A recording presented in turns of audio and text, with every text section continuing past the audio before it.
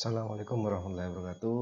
Untuk siswa kelas 11, Pak Sumar akan menerangkan di sini penyebaran agama Islam di Pulau Jawa, di mana dikenal ada kisah-kisah dari Wali Songo.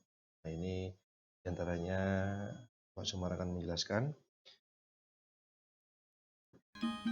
Ya, ada Sunan Gresik, Syekh Maulana Malik Ibrahim.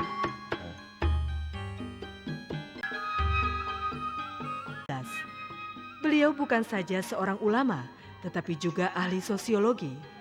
Ayahnya Barebat Zainal Alam berasal dari Gujarat, India, tetapi ibunya wanita dari Champa.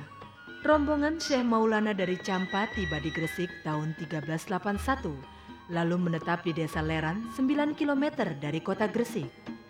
Adapun rombongan ini terdiri dari 40 orang datang dengan sebuah kapal dengan maksud akan mengislamkan Majapahit yang ketika itu mulai runtuh. Maka jadilah beliau wali pertama dari 9 wali yang terbentuk kemudian hari. Dengan jalan berdagang, membuka toko, beliau mencoba mendekati rakyat, mengakrabi, membantu dan mengajari hal-hal yang belum dikenal oleh mereka. Lalu menjadi tabib, dan karena banyak orang berhasil ditolong. Ini Sunan Gresik ya. Selanjutnya ada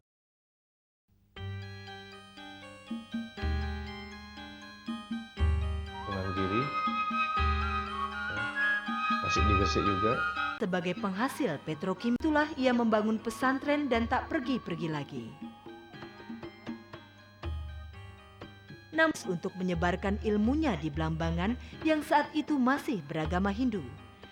Dan berangsur-angsurlah mereka masuk agama Islam tanpa pemaksaan.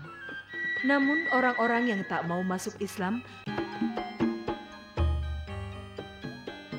Sunan Giri ya, Gresik.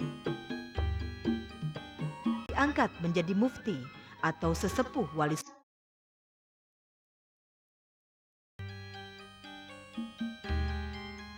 Sunan Derajat, Lamongan.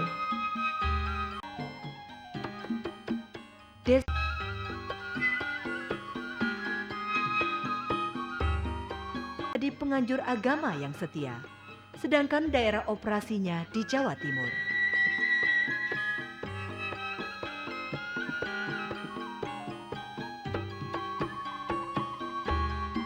Beliau berjuang untuk mengadakan perbaikan nasib bagi mereka. Hal ini memang sejalan dengan fatwa Islam di mana kasih sayang harus diberikan kepada sesamanya, terutama pada kaum duafa yang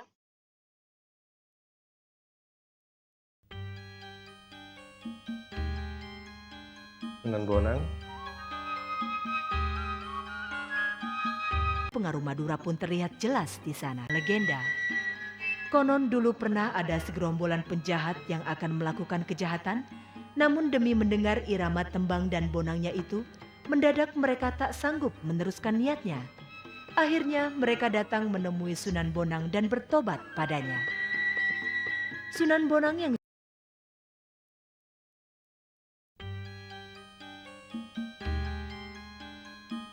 Sunan Muria, Kudus ya.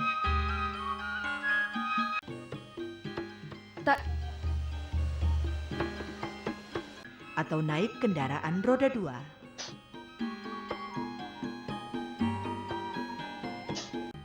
Ketika masih anak-anak, Sunan Muria bernama Raden Umar Said. Sebagai anggota Wali Songo, beliau meneruskan juga kesenian wayang, gamelan, dan tembang-tembang seperti dia.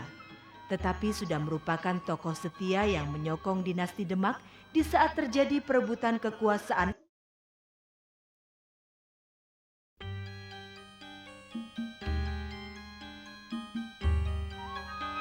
didirikan di sana, di mana di dalamnya terdapat bangunan antik dan spesifik, yakni rumah adat yang seluruh dindingnya ukir-ukiran kayu. Dan karena usianya yang sudah lanjut, maka dicarilah tokoh penggantinya. Dan beliaulah akhirnya ditunjuk sebagai pewaris wilayah Kudus dan sekitarnya. Sunan Kudus ternyata bukan saja seorang ahli agama, tetapi juga tokoh yang cerdik dan bijaksana. oleh karena pada sati orang-orang penganut Hindu.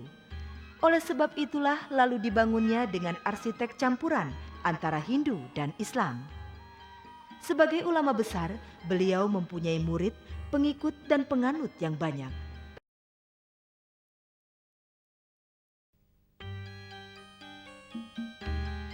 Sama ya, Kalijogo.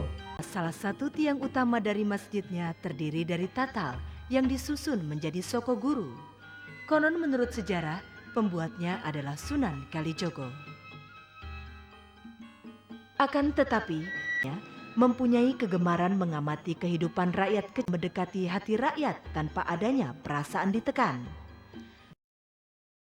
Jadi itulah wali-wali yang menyebarkan agama Islam di Pulau Jawa. Kurang satu ya, nanti silakan kalian lihat di literatur atau di internet juga tentang Sunan Ampel ya, yang ada di Surabaya. Tentunya siswa kita berada sebagian besar di Surabaya.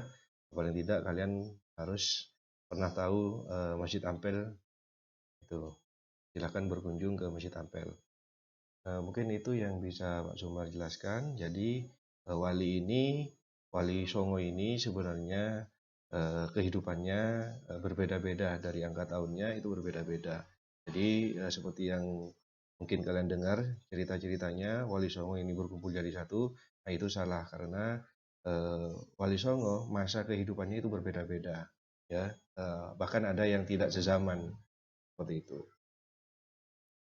Mungkin itu yang bisa Pak Sumar sampaikan. Wassalamualaikum warahmatullahi wabarakatuh.